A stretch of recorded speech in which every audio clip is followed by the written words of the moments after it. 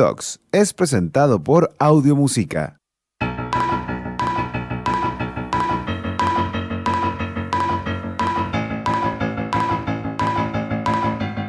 Comienza ahora por la Z, Detox, una invitación a dejar las etiquetas de lado.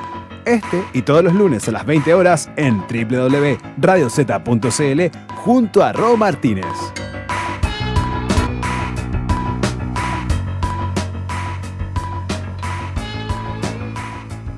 Estamos al aire, yo no te escucho nada. No sé si tú me estás escuchando, Ro. Estamos solucionando un par de inconvenientes técnicos mientras Ro se conecta con el audio. Estamos esperando al invitado también. Y pero no sé por qué no me conecté al micrófono. Ahí te estoy escuchando. Ahí sí, Sí. ya estamos al aire. Sí. Perdón, no sé por qué no me conectó el micrófono ni... Porque yo escuchaba pero no me salía el audio. ¿Cómo estás, querido Rod? Bien, súper bien. Sí, ya estamos al aire. Mira, hoy día se cayó internet en mi casa, no me alcanzó a llegar el libro, pero lo tengo que leer online. Así fue estos días lunes que no deberían funcionar como uno quiere, pero no importa. Ya estamos conectados. Nuestra invitada, Sofía Olave, ya debe estar por conectarse. Quisimos hacer un capítulo especial. Especial vacaciones de invierno para los niños, así que Sofía ya debería estar pronto a conectarse. ¿Qué les puedo adelantar del libro? Se llama El universo de las emociones.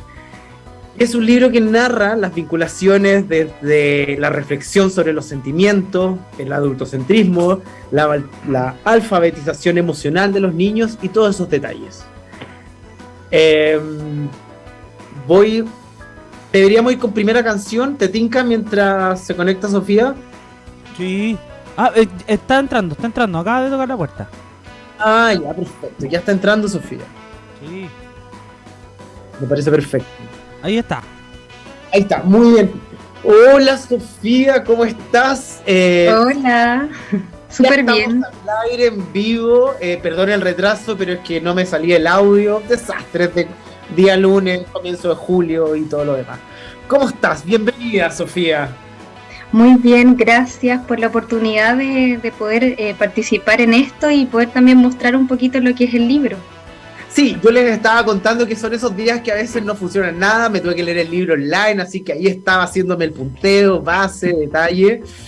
Contaba, así que cuando hable del libro, muéstralo tú, porque yo normalmente los muestro y hoy día no voy a poder mostrarlo porque si no tendría que ser como así, mi super iPad de hoy día. Ya. Estaba sobre el universo de las emociones. Es un libro que habla sobre la alfabetización emocional de los niños, de cómo muchas veces las reflexiones sobre los sentimientos están basadas en este adultocentrismo y de cómo también nos vinculamos con los niños a través de distintos cuentos. Y dije, hoy día parten las vacaciones escolares para muchos niños, entonces dije, ¿de qué manera podemos poner a los niños en el centro? Dejar también de creer un poco, lo dijo hoy día el presidente del Colegio de Profesores, que no somos los cuidadores de los niños, que muchas veces los padres llevan y, ocupando de manera simple, botar al niño al colegio, y nos olvidamos de sus emociones. Ya hemos visto en otros capítulos del programa de cómo también tenemos las tasas de suicidio adolescentes más altas de Latinoamérica, y eso es también porque no nos hacemos cargo de las emociones. Y tú con este libro de cuentos partes en edad muy temprana entendiendo lo que es el baúl de las emociones, como le dice su propio título, de el cuidado de los sentimientos de los niños, que es clave. El micrófono es todo tuyo. ¿Cómo parte un poco este libro ya con esta introducción? Sí, bueno, muchas gracias por esa apertura.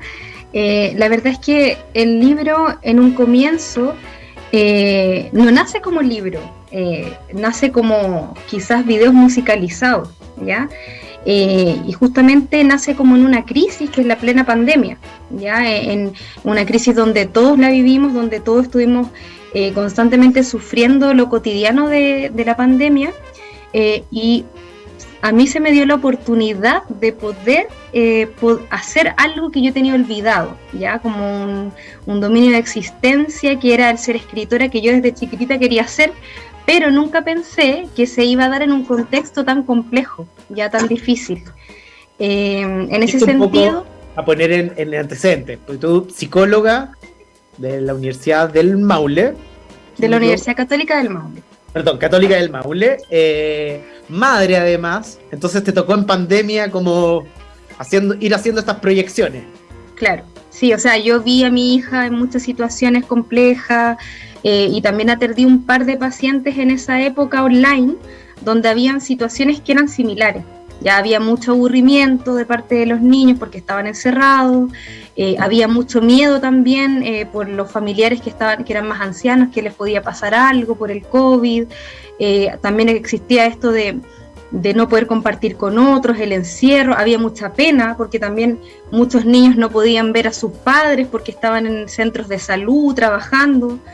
Entonces así fue como yo empecé a observar ciertas situaciones que se repetían en el tiempo y como psicóloga me pregunté de qué manera yo puedo ayudar, ya que estoy acá encerrada en la casa también, de qué manera puedo aportar. Y ahí se me ocurrió hacer una especie de comunidad virtual donde se hacía el llamado a los niños a escribir relatos de pandemia, ¿ya? Pero este Instagram generalmente llegaba más a adultos que a niños, entonces me llegaron relatos de adultos, que obviamente también los musicalizamos, se hizo todo un cuento en relación a lo que nos mandaban, pero no estaba funcionando para los niños, ya no era el público el que llegaba como en la invitación. Entonces es ahí donde yo me pongo a escribir otros relatos de cosas que yo observaba, desde las prácticas narrativas, que es lo que yo manejo más. Por supuesto, y ahí un poco vamos viendo cómo ellos resuelven en el fondo a través de estos relatos sus miedos, sus tristezas, sus propias nostalgias y de qué manera también vamos generando herramientas, ahí en tu rol más de psicóloga un poco. Sí. Y generando esta comunidad de la que me fuiste comentando. Uh-huh. Me hablaste de la pena. Vivimos también en una sociedad donde tener pena es súper castigado, donde no hay que llorar, donde tú vas a un funeral y es mejor dopar a la persona y que no llora su muerto, cuando hay que llorarlo, hay que sufrirlo. Me imagino la pandemia en general. Claro, o sea, claramente eso se dio, o sea, la pandemia igual fue un paralelo a todas las cosas que estábamos viviendo. O sea, yo creo que nos replanteamos muchas cosas, nos replanteamos el sentido de nuestra existencia como seres humanos, incluso que en qué nos estábamos equivocando tanto, de cómo llegamos a esto, ya de cómo hemos invadido la naturaleza, de cómo hemos invadido tantas cosas. Y yo creo que claramente el tema de la pena, del miedo, de la rabia, que son emociones que muchas veces la sociedad las tilda como negativas o desadaptativas, porque estamos en una sociedad más bien de bienestar, de ser como todo desechable, donde si paramos un poquito y le damos espacio a la pena o a la rabia, no somos productivos, ¿ya? Porque ¿cómo vamos a parar? Hay que producir y ojalá estar lo más felices posible, que es un poquito lo que hace la psicología positiva, que se alía un poco al sistema e intenta hacer que los seres humanos que trabajan en las empresas estén felices dentro de condiciones laborales terribles, ¿ya?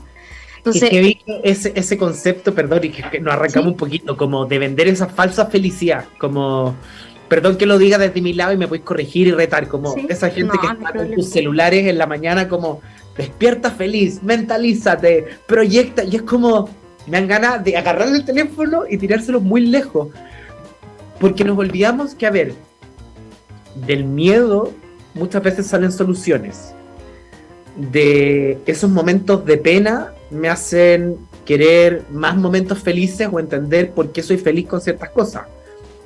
Entendiendo un poco la pandemia, es como a veces soy feliz con muy poco y a ratos tenía un closet lleno de ropa, y en los más adultos, en los niños, como lo que no quiere es que sus papás peleen, no que sus papás los saquen a pasear al mall, como tratando de dar como ejemplos muy básicos. Entonces, entiendo esa falsa felicidad que nos llevan las empresas, no, es que yo le llevo, le compro esto, le entrego el celular, porque además normalizamos en pandemia el aumento del alcohol, y esto yo no me la estoy dando moralista, aumentamos el aumento del consumo de marihuana, aumentó la violencia, los niños se encerraron más en sus celulares. Claro, el servicio de streaming mejoró muchas cosas, como por ejemplo hacer estas entrevistas y los programas de radio, pero también nos alejó de cosas muy simples. Claro, o sea, ¿qué pasa? Que parece que no pudiéramos vernos las caras, como que tenemos que estar separados para funcionar. O sea, ahí también uno se hace esa pregunta de que quizás las dinámicas familiares están súper disfuncionales, o sea, tenemos que estar bien lejos para que esto esté todo bien. Y ahora, cuando nos juntamos en una casa, en cuatro paredes parece que no funciona esto. O sea, ahí también nacen muchas preguntas. Y por eso yo creo que este libro nace desde una psicología que yo diría que es una psicología que yo hace un par de años conocí, que se llama antipsicología, porque lo que hace es como cuestionar un poco cómo la psicología tradicional intenta domesticar o normalizar a las personas. O sea, intenta que la conducta que se sale de lo común, tratemos de normalizarla a través incluso de fármacos. Si esta persona está viviendo un duelo más prolongado en el tiempo, mejor, está en un duelo patológico, entonces démosle pastillas porque ya no está funcionando, no está trabajando, en vez de llegar al dolor de esa persona, de entender por qué, o de poder que esa persona busque herramientas, no que simplemente, como tú dijiste, se dope. Claro, y ahí en el fondo, como el primer tema que yo veo en tu libro, en mi iPad que me hice punteo, como el patologizar comportamiento. Claro, estamos patologizando constantemente comportamientos que a veces son respuestas que las personas están teniendo y que son respuestas únicas y particulares de su situación, de su forma de vida, de sus mandatos familiares, qué sé yo. O sea, todos somos únicos y particulares en ese sentido. Yo ahí, sin hacer mucho spoiler en el libro, pero sí en uno de estos cuentos, está Arturo y el aburrimiento. Uh-huh. Sí, bueno, Arturo y el aburrimiento es como... es venir a decir que al final los niños, generalmente se tiende mucho a categorizar a los niños con que, por ejemplo, una emoción que se dice que es negativa como el miedo, encapsulamos al niño en esa emoción y lo hacemos parte de su identidad. Por ejemplo, en vez de decir que Arturo... no sé, pues es preso de las garras del señor aburrimiento o del aburrimiento, Arturo es un niño aburrido. Entonces, ¿qué hacemos? Es etiquetamos al niño en eso y lamentablemente, como el lenguaje crea muchas posibilidades, también crea muchas jaulas. Y ahí estamos haciendo que no tenga posibilidad de cambio. El niño es un niño aburrido, o es un niño miedoso, o es un niño rabioso. Pero no estamos trabajando con el lenguaje que nos dé una oportunidad. ¿Te acordáis cuando uno era chico? Quiero ponerte que tenemos la misma edad, pero yo seguro soy más viejo. ¿Te acordáis cuando a uno le decían los tontos se aburren? Sí, pues. Muchas veces nos decían, o no sé, cuántas veces, yo recuerdo muchas veces, voy a decir algo que me decían mucho cuando chica, que no sé, hoy que era inútil porque no sé, pues no sabía utilizar bien las manos para hacer algo, porque tampoco me dejaban. Entonces, eso era como, chuta, yo empecé a creerme a lo mejor eso, porque quizá a lo mejor me costaba mucho trabajar con las manos, que a lo mejor nunca iba a poder cocinar, por ejemplo, cosa que después... Y estaban cosas que una vez que te tiráis a la piscina nadáis solo igual, o sea, como que... Es práctica solamente, es cuando te das la posibilidad de aprender algo nuevo, pero lamentablemente nos tildan mucho, nos encapsulan mucho en identidades que ni siquiera nosotros hemos elegido. Ese es el tema, cuando la sociedad, los maestros, los adultos, los papás nos dicen tanto como somos, que terminan al final diseñando una identidad que ni siquiera nosotros quisimos elegir. Y eso, nos creamos esa historia, lamentablemente. Ese adultocentrismo un poco, como que en el fondo... Hoy día lo dijo perfecto el Ministerio de Educación, porque se politiza más el tema hoy en día por la situación en la que estamos, pero él decía, nosotros no somos los papás de los niños no, nuestra responsabilidad es educarlos y no cuidarlos, más allá de que exista el concepto de cuidado que se entiende, pero los niños no son una cosa que se va a dejar al colegio. Y ahí está un poco ese adultocentrismo, y sobre todo yo creo que pasó mucho en los 90 y en los 2000. Si yo pago por una educación, tú me lo tienes que dar. Claro. Y mercantilizamos aún más ese proceso de los cuidados, los respetos, los cariños, y ahí empezamos a tener problemas que hoy nos vimos, no sé, el regreso de la pandemia en los colegios ha sido súper caótico. Porque también teníamos esta olla a presión, que ¿para dónde vamos? ¿Cómo vamos? Y no podemos al final el adulto es una persona que yo creo que facilita el proceso de los niños, es como un acompañante que va quizás al lado, no va más arriba ni atrás, sino que lo va acompañando en este proceso de crecer. O sea, la idea es que nosotros les preguntemos más a nuestros hijos, más que les impongamos formas de vida.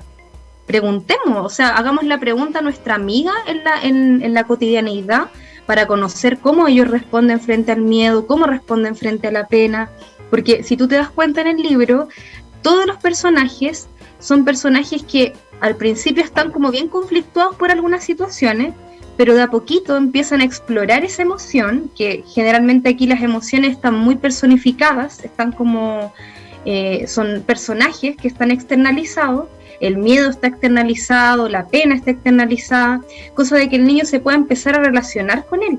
Pero aquí el niño es el ente activo, no hay nadie que venga a enseñarle acá cómo trabajar esa emoción. O sea, el adulto en ese sentido tiene que dar instancias de conversación más que de estar enseñando cómo se debe vivir la pena, porque a lo mejor el papá vive la pena de una manera muy distinta a cómo la vive ese niño.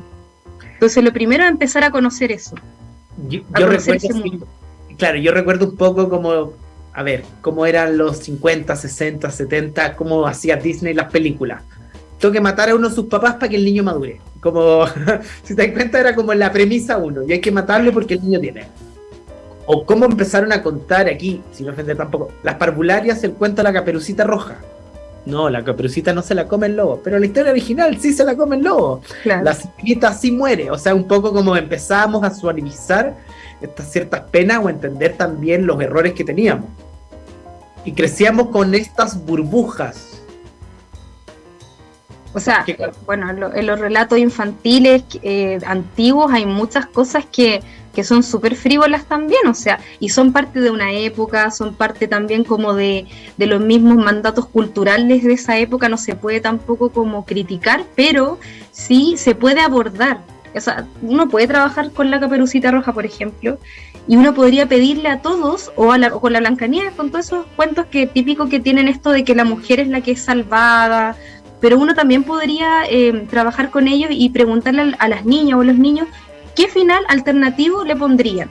O sea, también para empezar a trabajar cómo ellos piensan, o la imaginación, potenciar eso, o ver de qué manera podemos trabajar en lo que está en este cuento, que a lo mejor es como súper obsoleto y que todavía sigue muy presente en la sociedad.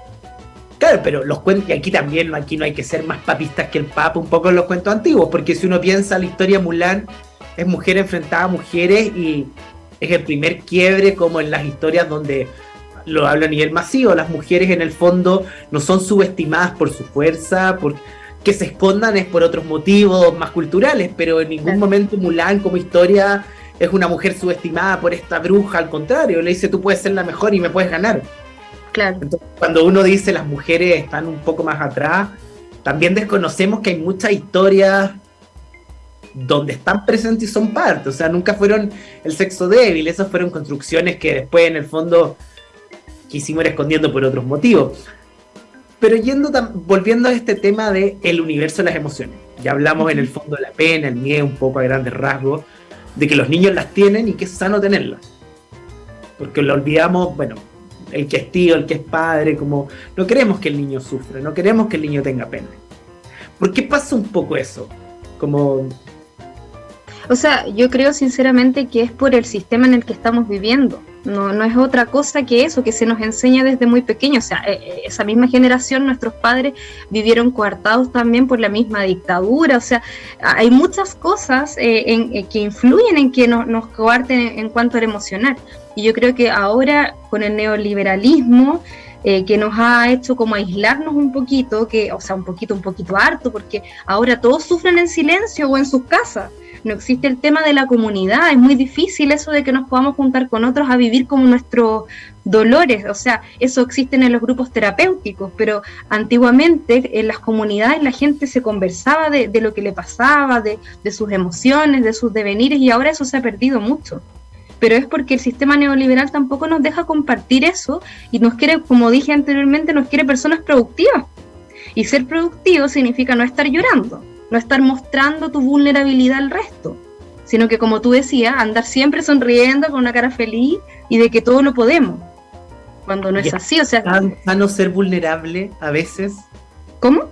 ¿Es tan sano a veces ser vulnerable? Por supuesto, mostrarse como uno es simplemente, porque uno tiene que andar con un antifaz o una careta de lo que tiene que mostrar al mundo, cuando si todos fuéramos más genuinos en nuestro sentir, a lo mejor habrían menos deslealtades, menos mentiras, ¿no? No sé, yo creo que todo va con el hecho de que, y yo creo que este libro trae como esa esperanza del lenguaje, de construyamos un mundo, somos seres humanos multinarrados, llenos de historia, construyamos el mundo desde un lenguaje que nos dé la apertura al cambio, ya que no nos deje estáticos en una identidad negativa, como es el niño aburrido, el niño fome, el niño miedoso. Y es tan sano además en la construcción de tu libro, porque yo lo iba viendo de manera digital. ¿Lo tienes a mano? Sí, acá está. Ya, para irlo mostrando, para ir contando. Que es un libro además muy lindo porque tiene una serie de dibujos en su construcción. Puedes ir abriéndolo si quieres ir mostrando la imagen. Aquí está el miedo, para que lo vean, el miedo personificado. Ese es el señor aburrimiento. Aquí hay una de las penas que sale en uno de los libros. Voy a ir abriendo un poquito para que... Entonces, claro, yo voy viendo, tiene varios cuentos. El primer cuento es el jugo de la abuelita. Sí. Aquí, bueno, está el índice de los cuentos y el jugo de la abuelita es un libro, a mí me encanta este cuento porque cómo una niña logra domesticar a su miedo de una manera donde ella va explorando esa relación. No sé si se ve. Sí, se ve perfecto. Entonces, claro, yo pensaba este libro y dije, me parece perfecto en vacaciones de invierno. Porque los papás lo primero que dicen es, ¿qué hago con los niños en vacaciones?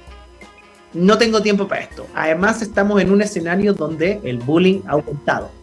O tal vez se habla más sobre el tema. Generaciones más viejas no hablaban y apechugaba y solo, qué sé yo. Este libro, sobre todo para etapas tempranas, es muy sano. Es muy sano para poder empezar a reconocer esos tiempos. Yo no soy papá.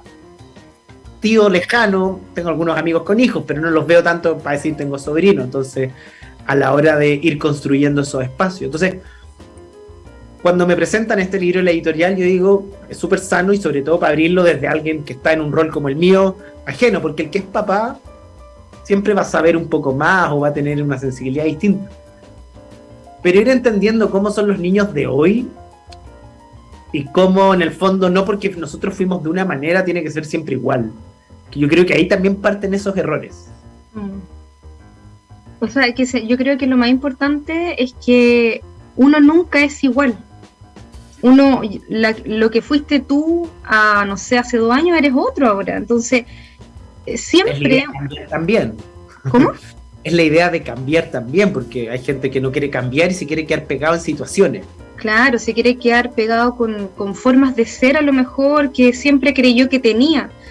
Pero por eso yo creo que es importante como la apertura al cambio desde el lenguaje, como te decía. Si uno habla de una forma estática, obviamente, lamentablemente como que etiqueta a las personas y eso no produce ningún cambio. Por eso yo creo que este libro es como muy didáctico y muy lúdico. Hay mucha relación, hay mucha... ¿Cómo? Muy sano, por eso yo partí contando sobre el miedo, el temor, que nos alejamos, que no queremos que al niño le pase esto, que viene a esta burbuja, y es sano que el niño sienta miedo, o es sano que sepa diferenciar lo que es el miedo de llorar por, no sé, ir poniendo las palabras, pero que entienda las diferencias. Claro, yo creo que igual este libro también es muy de adultos, o sea, mira, me han escrito algunos adultos que lo han leído ahora hace poco, y me han dicho que les ha gustado mucho porque se han identificado con los personajes, han como incluso visto su propia historia. Yo creo que es un libro transversal.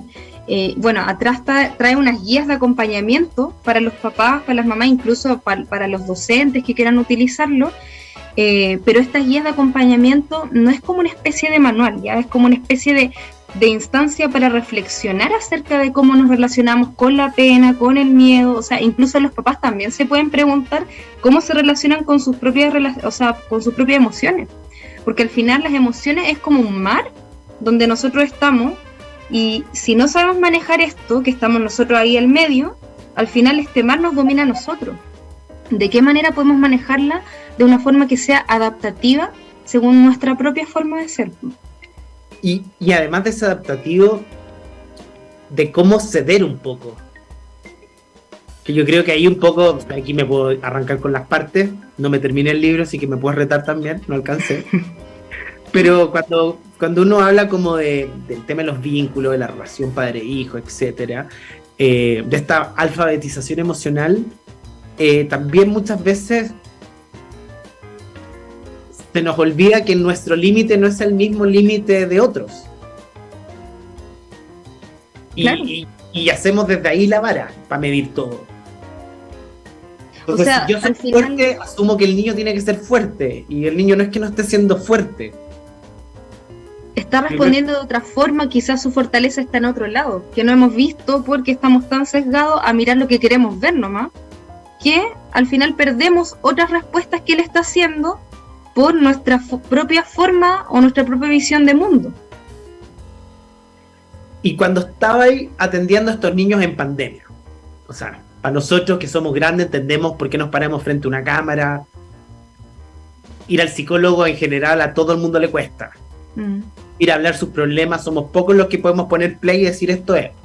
Van a salir tal vez otros problemas, pero ¿cómo fue ese proceso tuyo como desde el otro lado? No a ti como psicóloga, pero yo recuerdo había videos como quiero que me acompañes, como una psicóloga con su paciente. Video 1, video 2, video 4, y lo único que después llegó un momento en como solo no quería estar sola después de muchas sesiones, pero lo difícil que fue para esa persona abrirse, como el estar solo. Claro. O sea, ¿Para ti cómo la fue verdad, ese proceso ir con los niños? Porque sentarlo con el papá al lado, ya, habla, ponle play, no funciona así. no, fue súper complicado. Me acuerdo que la primera vez que atendí a un niño online, yo creo que fue muy difícil, porque yo trabajo mucho en ese tiempo atendía a muchos más niños, antes de la pandemia. Y siempre había trabajado mucho con materiales, con plasticina, con dibujos, cosas que yo les tenía a ellos, o los hacía pararse. Y ahora, ¿cómo lo íbamos a hacer si estábamos cada uno en su casa? Y no tenía de qué manera. De hecho, todas las cosas que les pedía que hicieran, dibujos, todo era así como mostrado, o sea, era muy complejo. Y también el niño muchas veces no quería hablar, muchas veces en sesión tampoco querían hablar, pero de a poquito se va dando que incluso en los gestos, en la corporalidad, que es la presencialidad, que tiene como una magia distinta, se van soltando. Yo me tiraba al suelo, no sé, por la alfombra, y empezábamos así como de a poquito a jugar. ¿Cómo juegas tú con alguien que está en otro lado? Es súper complejo. Entonces, al final... Está sentado porque lo mandan en una primera etapa, sobre todo con Y un además niño. que sí, generalmente los niños son mandados o por los padres o por el colegio, que ve que hay un problema y que al final el problema no es el niño, son otros los problemas. Quiero tocar ese punto luego, el de los niños, el colegio, el problema, para que no lo olvidemos. Pero claro, estábamos justo como el niño se tiene que sentar con el psicólogo a hablar. El niño no está entendiendo ni siquiera decantando su problema. Entonces, por eso yo veía este universo en las emociones, ya por lo menos entendí que hay miedo, que no tengo la culpa de tener miedo. Como Claro, que me acuerdo, no sé, Monster Inc. fue la primera película como que el miedo puede construir también, recordando un poco como buscando paralelos más. y cómo esta niña se hace incluso amiga de estos miedos, de estos monstruos que simbolizaban el miedo. O sea, no porque haya una emoción que para el resto es algo negativo, simboliza que va a ser mi rival. O sea, por ejemplo, aquí Amalia domesticó al miedo. Tampoco fue el rival, en un principio fue el rival, pero después lo transformó en un guardia, que le avisara de un peligro real. Entonces al final ella también hizo que el miedo fuera una especie de aliado para ella.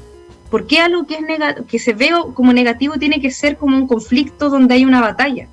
No necesariamente así. Tenemos que ir a una pequeña pausa. Está muy entretenida esta conversación. Vamos a volver con una de las canciones, que es una de mis favoritas. Así que tal vez suene completa. Y ya seguimos acá con Sofía Olave hablando sobre este libro, El universo de las emociones. En lo que es el comienzo de vacaciones de invierno para algunos, para otros no. Pero ya vamos a hacer una pequeña pausa con audiomúsica y volvemos acá en Detox por Radio Z. ¿Quieres comer platos típicos caseros pero estás agotado? Tranquilo, PF Listo tiene todo tipo de platos preparados a solo unos minutos de consumir y libre de sellos. Disfrútalos en sus variedades. Pastel de choclo, PF Listo. Pastel de papas, PF Listo. Porotos estilo casero, PF Listo. Lentejas estilo casero, PF Listo. Charquicán, PF Listo. Los más ricos platos caseros se disfrutan mejor junto a PF Listo. Salva tu día con PF.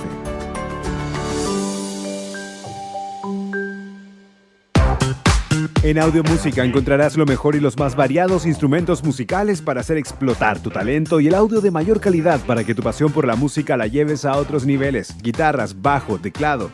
Que lo tuyo es la electrónica, los mejores sistemas de DJs. Que no tocas ni el timbre, pero adoras la música más que cualquier cosa. Sistema de audio, parlantes y amplificación, los mejores y a tu alcance. Visítanos en nuestras distintas tiendas físicas que tenemos en el país, pero en pandemia, revisa absolutamente todo nuestro catálogo y todo lo que necesites en nuestro sitio audiomusica.com. Audio Música, la tienda de instrumentos musicales y audio pro más grande del país.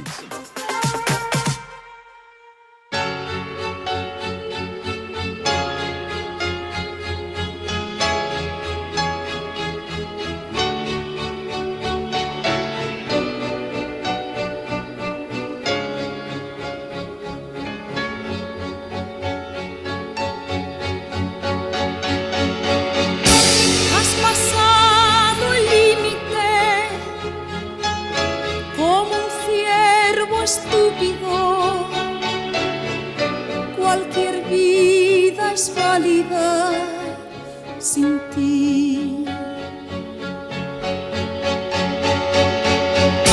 Borra mi teléfono,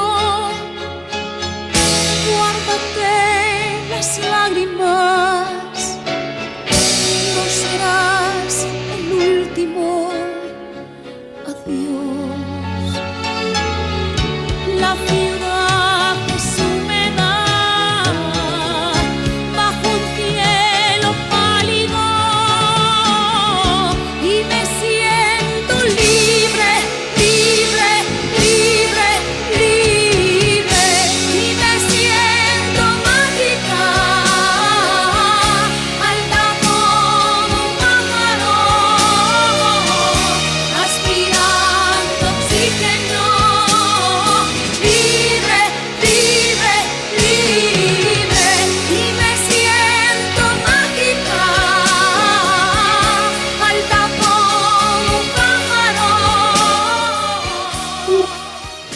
Y esto es Paloma San Basilio, yo creo una de mis primeras divas que pude ver en algún minuto, en mis primeras salidas. Y quien me desconcentró, y te voy a contar, Sofía, que no lo sabe la gente en pantalla, estoy conociendo a la hija de Rod, que estuvo en pandemia y ya está gigante, nació en marzo, es una cosa exquisita. Uno de los padres que más admiro en este tiempo, por la cercanía que teníamos, es Rod, y él lo sabe. Es de esos padres que aquí yo le voy a tirar las flores yo, de esos padres que uno no los felicita porque cambia pañales, no, él lo hace solo, no es de como, hoy cuida al niño y lo lleva al colegio, no, a él es parte de él, se da los tiempos, juega, presenta a sus hijos también a los amigos, o sea, nos hace parte, así que yo siento mucha admiración por Rod y él lo sabe también. Y ahora estoy con los en pantalla. Dicho eso, me siento libre. Yo sé que tú dijiste como, no sé si me gusta tanto, y yo apenas escuché esta canción, que es sano sentirse libre en algún momento de la vida. Y cuesta. Sí. Cuesta. ¿Por qué nos cuesta tanto? ¿Por qué nos cuesta? Yo creo que tiene que ver con algo social. O sea, al final la gran mayoría de las personas que van a terapia generalmente van por constructos sociales que porque haya un real sufrimiento. O sea, mucha gente, no sé, pues viene de 30 años y me dice, no sé, estoy infeliz ya, ¿por qué ya? Y se empieza como a sacar capa por capa y llegamos al tema de que es porque no estoy cumpliendo con algo que me está pidiendo mi familia y la sociedad, por ejemplo, no sé, porque tengo que estar casado, que tengo que tener hijos, o que tengo que estar en pareja, o que me tiene que gustar alguien del género opuesto, o que son puras cosas, parámetros que al final siempre nos están imponiendo. Y al final esta canción igual dice eso, es como la libertad es cuando ya dejamos de medirnos con esos parámetros. Yo creo que a mí con el tiempo antes, a los 20 y tantos, estaba también muy enfocada en lo externo, en eso de chuta, ya a los 30 y me quiero casar, ¿no? Y cuando ya no estaba eso, era como, no estoy cumpliendo con lo que yo quiero, y al final no siempre es lo que uno quiere, es lo que te pide todo el mundo solamente. Y a veces es bueno no querer nada por un rato también. Sí, totalmente. Algo como, ¿sabes que no quiero nada? Y el no quiero nada es, disfrútalo. No sí, o estar como mal, o sea, como que el estar mal así como, no sé, un mes mal o varias semanas mal, todo el mundo lo ve como algo malo, cuando en esa semana a lo mejor sacaste el mejor aprendizaje de tu vida. Porque en esos periodos donde uno está como cuestionándose muchas cosas, es cuando también está aprendiendo qué es lo que quiere. O sea, no puede ser la vida siempre feliz y maravillosa, si también tiene que haber o sea, no digo que todo tenga que haber dolor, pero igual tiene que haber ciertos periodos en que si no hay cuestionamiento, ¿cómo se crece? No crezco, pues sigo igual nomás. Sí, es verdad. Dejamos un tema puesto antes que yo dije lo vamos a tocar después porque abre la puerta a muchas cosas. Pasa en etapas tempranas, en etapa escolar, sobre todo, también hablé un poco como del bullying de manera parcial. No sé de quién es la culpa, no sé cuándo parte aquí y nos podemos alargar mucho, pero sí pasa que cuando existe un problema con un niño en un colegio, primero culpamos al niño, más allá de tratar de buscar la solución. Ese niño que ya está con problemas, ya está asustado, ya no tiene apoyo, y además se ve forzado a hablar de algo que ni siquiera él entiende. Y esto lo digo muy en primera persona porque yo tal vez en algún momento fui ese niño. Y te sentás con un psicólogo así, literal.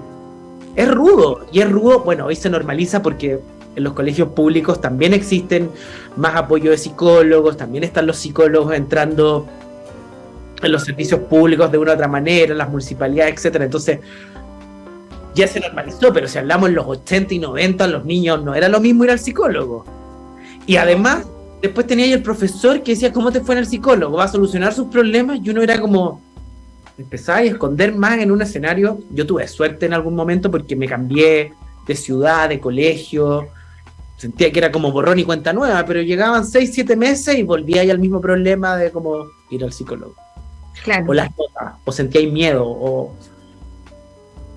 Al final te das cuenta que todo el mundo en el sistema educativo, no todo el mundo, pero la gran mayoría tiende a ver que el niño trae un problema interno. Que el niño es el que trae el problema interno. O sea, este niño desordenado, hoy, este niño es el problema. Trabajémoslo. Cuando al final no es que el niño traiga un problema interno. Generalmente los niños que están con problemas es porque están en dinámicas familiares donde hay problemas. Y ellos son como los chivos expiatorios que a lo mejor muestran un poco lo que está pasando en esa familia. O las cosas circunstanciales en el colegio. También hay muchos factores, y generalmente los problemas son muy vinculares. Siempre tiene que ver con una relación con un otro. No es que ese niño traiga un problema psicológico en sí. Y se tiende a pensar que ese niño es el problema y al final hagámosle un diagnóstico, que el diagnóstico tiende también a etiquetarlo en algo. Y después cuando ya trae ese diagnóstico al colegio y todo el mundo lo sabe, además se empiezan a comportar en virtud del diagnóstico y no con el niño. ¿Cómo es el niño? Al final el niño pierde como ser persona y pasa el diagnóstico más importante que el niño. Yo lo he escuchado muchas veces en colegio, algunos profesionales de los colegios que son de pie, por ejemplo, que ellos tienen también harta tipología diagnóstica. Yo no la manejo mucho porque no es mi área. Pero yo sé que a veces muchas veces hablan así como el no sé cuánto, no, o sea, no tienen nombre los niños ya, perdieron como la identidad de persona. Y van y los etiquetan y quedan así de por vida, no sé, de tercero a séptimo básico, estoy inventando. Y claro, no sé, en los 90 les damos Ritalin a los niños. Sí, porque es más fácil. ¿Te acordáis? El Ritalin de ahora son los celulares. Porque es más fácil, pues le damos el celular, lo callamos, pues lo dejamos más tranquilito, está como dopado con el celular. Es el camino más fácil que tenemos.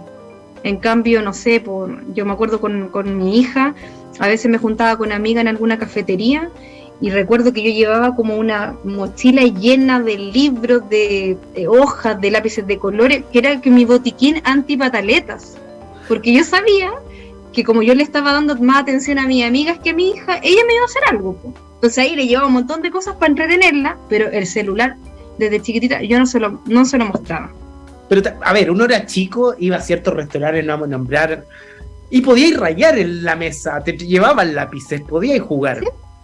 Yo era chico y tengo amigos que se rían. Yo tenía prohibido pedir el menú de niño, porque si me sentaba en un restaurante, era para compartir en la mesa, no para comer papas fritas, para entender qué otras cosas podía pedir y ir conversando también de los platos un poco, que era mi salida. Hoy en día lo valoro mucho porque en el fondo querer ser sibarita también responde a eso y hay muchos recuerdos familiares de eso de mis papás y que lo valoro, pero siempre me río las papas fritas por el concepto de como, el menú de niño. Tenía el cabro chico así con el celular, comiendo nuggets de pollo, después si en la casa no quiere comer nada y lo único que come es nuggets de pollo, por poner un ejemplo, nada contra el nuggets de pollo porque también me gusta y nos gusta a todos, pero en el fondo yo hoy en día soy perro de campo, como de todo, pero un poco en entender esas situaciones, los procesos de cuando quiere comer, cuando no quiere comer, los tiempos. Es súper difícil tener un hijo, lo tengo súper claro. O sea, sí, es complejo, o sea, a mí no me gusta tampoco como venir a decirle a los papás, ustedes tienen, porque yo soy mamá y no hay nada más terrible que te estén todo el rato criticando cómo tú tienes que criar. O sea, yo creo que todos los papás se encuentran con eso siempre, cotidianamente, que te estén criticando, sobre todo los papás más jóvenes, como desde los adultos con más experiencia. Oye, es que tú tienes que hacer esto porque esto y esto otro. Entonces, al final, claro, no quiero como caer en eso tampoco. Pero la culpa es dura, pues, para el papá. Sí, pues es terrible. Yo creo que yo hablo también desde una posición de mamá en que he vivido muchas cosas con mi hija, en que ha sido momentos muy difíciles, en que, no sé, pues, había momentos en que su forma de ser estaba complicada para mí, y yo creo que de ahí también saqué como algunas estrategias, porque quizás si me hubiera tocado una niñita más dócil, a lo mejor este libro no existiría, no sé, siento que el hecho como que también esta forma como de relacionarte con tu hijo también te puede dar muchas estrategias. Por eso te digo, yo iba al botiquín antipataletas, o sea, porque yo sabía que mi hija era intensa. Y tu mamá te decía, estás pagando todas las culpas, porque esa es típica de las mamás a las hijas. Mira, como pagando las mi culpas. Abuelita siempre me decía, porque me decía que yo era una tirana cuando chica, entonces me decía que te iba a salir una tirana por el doble, que quizás como sea tu hija, me decían cosas así cuando yo era más chica. Y bueno, pasó algo parecido, pero también lo agradezco porque mientras más difícil se ponía la cosa en un tiempo, que en un momento sí me sentí como conflictuada, también saqué muchas respuestas y muchas fortalezas frente a eso. Ahora mi hija yo encuentro que se porta mucho mejor que antes, nunca he intentado normalizarla. Siento que es una niña libre, como el tema anterior. Es una niña libre, es una niña que... Subestimarlos, creo que es el mayor problema, ¿o no? ¿Cómo? El subestimar a los niños y su inteligencia. Sí, es a mí tan me asombra. Conversar, es heavy los niños en ese momento. Sí, a mí me asombra porque nosotros conversamos harto, en ningún momento yo estoy como una profesora como con ella, sino que estamos muy parecidas a veces, de igual hablando cosas muy profundas. Y ella me asombra con su respuesta. A nosotros nos ha tocado como vivir hartos duelos y hablar de la muerte para nosotros no es un tabú, ya es un tema que es, yo diría que bien cotidiano. O sea, ella sabe harto acerca de lo que significa la muerte para mí, incluso para ella. Ya tiene un lenguaje cercano a eso. Qué heavy como que, y es sano tenerlo, como... Sí, o sea, yo creo que hay muchos tabús en la familia en relación a muchas cosas. Es como que, bueno, antes los niños en la mesa no podían hablar. Los adultos eran los que hablaban y los niños estaban en otro lado. Ahora no. Ahora... Primero almorzar y después ¿Sí? se tenían que parar y jugábamos como a la sillita musical, como... y eso es lo que pasa, que al final si te das cuenta como que tú tiendes como... La gente generalmente ve al niño como algo simple. Y que fome, pues, si no es algo simple. O sea, por ejemplo, el mismo libro tiene un lenguaje que yo diría que es un poquito más elevado para un niño en algunos momentos, ¿ya? Y alguna gente me lo ha dicho. Yo le digo, pero ¿por qué tiene que ser algo tan simple para un niño? O sea, tan simplón es un niño que no entiende. No, pues el niño va a entender igual. Y para eso está el adulto, para explicarle ciertas cosas. O sea, el niño no lo va a leer solo, que el papá esté al lado leyéndole, y si el niño le pregunta qué es esta palabra, que el papá le responda. Y así también hay como un aprendizaje de léxico, no solo emocional. O sea, también estamos llevando el arte y la literatura a los niños. ¿Por qué tiene que ser algo tan simple? Si los niños al final la creatividad la tienen mucho más instalada que nosotros. Heavy. O sea, claro, yo iba pensando el libro... está ilustrado de cierta forma el temor, lo que hablábamos en el primer bloque, y el niño puede también tener su propia representación del temor, puede tener su propia representación sobre la felicidad, etcétera. Recuerdo, no sé, en diciembre hicimos varios libros infantiles también por lo mismo, como que qué regalar. Porque muchas veces partimos al tiro a lo electrónico, que rico, sí, a todos nos puede gustar algo electrónico en particular.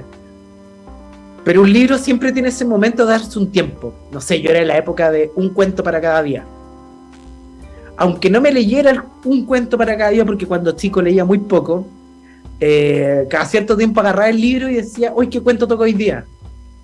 Tenía ahí esa costumbre, ibas jugando y te acordabas de quién te había regalado el libro, cuándo se había regalado el libro. Entonces, por eso también buscar estos espacios, que uno entra a una librería, encontráis un mundo de libros y no sabes por dónde partir o con quién partir.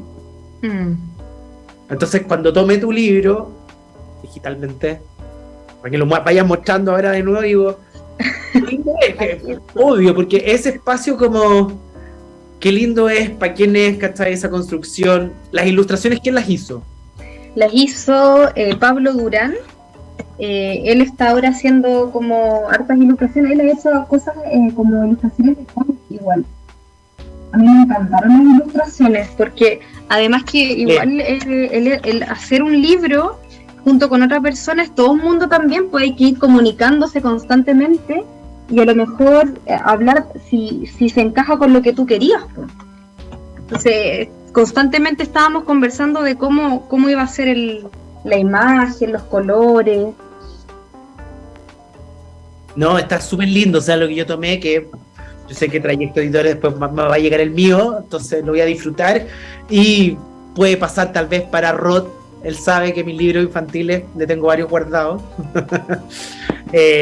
porque es sano generar esos espacios también con los niños. Tenemos que ir... ¿Sí? Perdón, no. No, lo último que iba a decir en relación a lo que dijiste de los espacios, que el hecho de contarle un cuento a un niño, a lo mejor no siempre los papás van a poder todos los días, yo igual a veces intento que sea todos los días, pero por el ritmo es súper complejo a veces darle un espacio a eso, pero aunque sea una vez a la semana, el niño se acostumbra a eso como tú dijiste y lo espera feliz. Y además que no es solo el cuento, sino que es como mi papá o mi mamá está conmigo contándome algo. Y después de ese cuento viene una conversación. Entonces eso es lo bonito, que no solo se lea el libro, sino que después, ¿qué entendiste de esto? ¿Qué conclusiones sacamos de aquí? Yo creo que eso es lo importante más que nada de leer libros o cuentos. Querida, tenemos que ir cerrando el capítulo. Yo tengo que despedir el programa gracias a nuestro auspiciador que está desde el primer momento, mientras yo hago esto. Piensa las palabras de cierre, para quién es el libro, dónde encontrarlo, etc. Mientras tanto yo les cuento, este programa sale gracias, ustedes saben, lo mejor de Audiomúsica.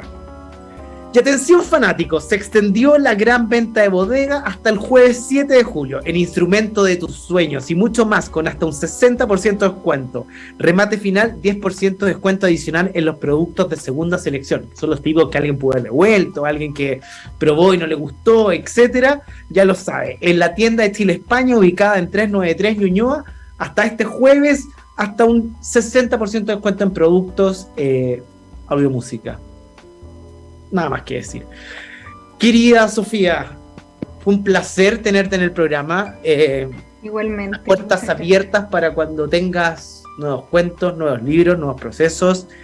Es un gran ejercicio en lo personal salir de mi zona de confort, entrar en estos libros que conozco poco, que espero haberlo hecho lo mejor posible, pero hago una invitación para quienes este libro.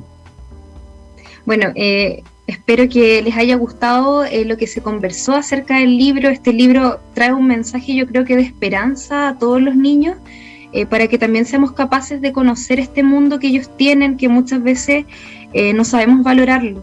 La verdad es que este libro trae protagonistas donde intentan rescatar sus respuestas, tratar de salvar estas situaciones complejas, como también lo hacen los niños en la realidad. O sea, al final la realidad supera la ficción, y por eso los invito a conocer, a sumergirse en este baúl de las emociones con ilustraciones que son maravillosas, que al menos a mí me encantan, están llenas de sentido, de colorido, y también de una coherencia con el mensaje.